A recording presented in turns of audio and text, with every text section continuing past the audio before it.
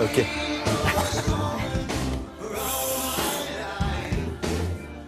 Bonjour Myriam, vous êtes bien entourée, Frédéric et Frédéric sont là pour vous protéger.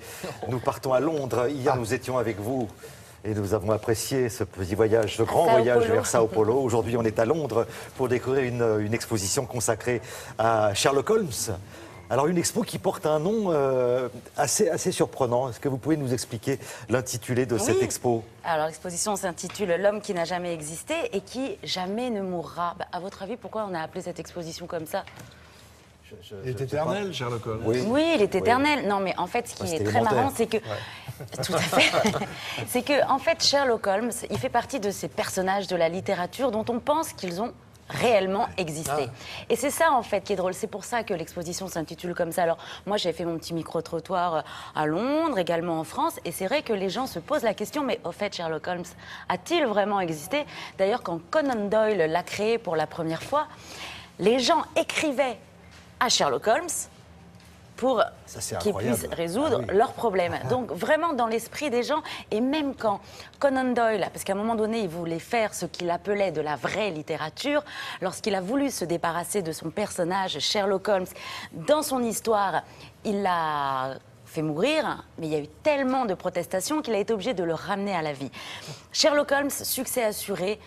Le Guinness des records dit que c'est celui qui a été le plus adapté, 70 acteurs, 200 adaptations au cinéma. Et c'est la première fois depuis 1951 qu'on organise une grande rétrospective autour de ce personnage que je vous propose de découvrir à Londres, au Museum of London.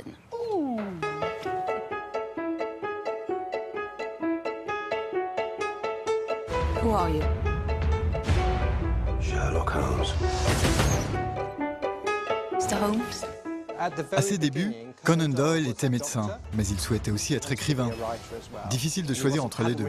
Pour écrire ses romans policiers, il a eu l'idée de mélanger le monde médical à celui de l'enquête policière. Il fit naître ainsi un nouveau genre, avec un détective qui utilise les sciences pour résoudre des affaires criminelles.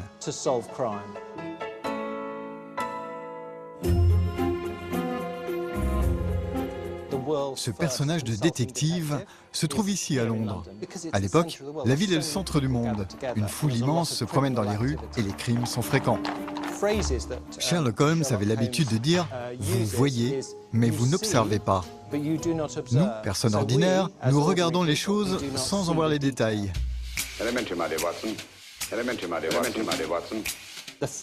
D'ailleurs, pour Sherlock Holmes, résoudre une enquête était quelque chose d'élémentaire. Ça l'était moins pour nous.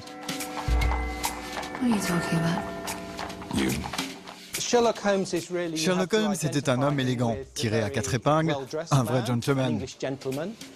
Mais il menait aussi une vie de bohème. Il était désordonné, portait souvent une robe de chambre et il était dépendant aux drogues. Ces différentes facettes rendaient ce personnage intéressant.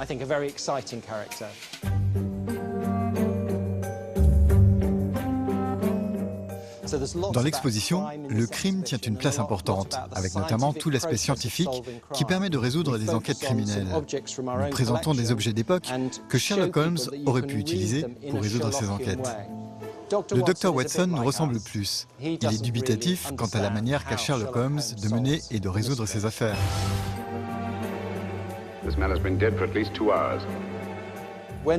Quand la première histoire de Sherlock Holmes a été publiée, les lecteurs ont été nombreux à écrire aux fameux détectives privés pour résoudre leurs problèmes. Le récit est vraiment réaliste.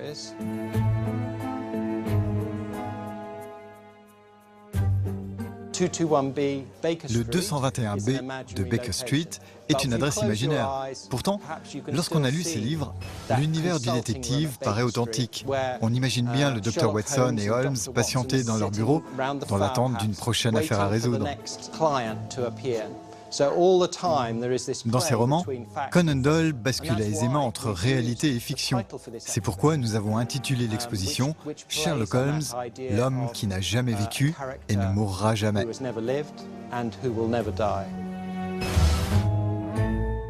Voilà, c'est à Londres que ça se passe, donc Sherlock Holmes et le fameux Watson, Dr Watson. Voilà, et la série Sherlock Holmes cartonne. Au 221B, on continue d'écrire des lettres à Sherlock Holmes. Voilà. Et puis il y a un livre de Anthony Horowitz qui vient de sortir, Moriarty.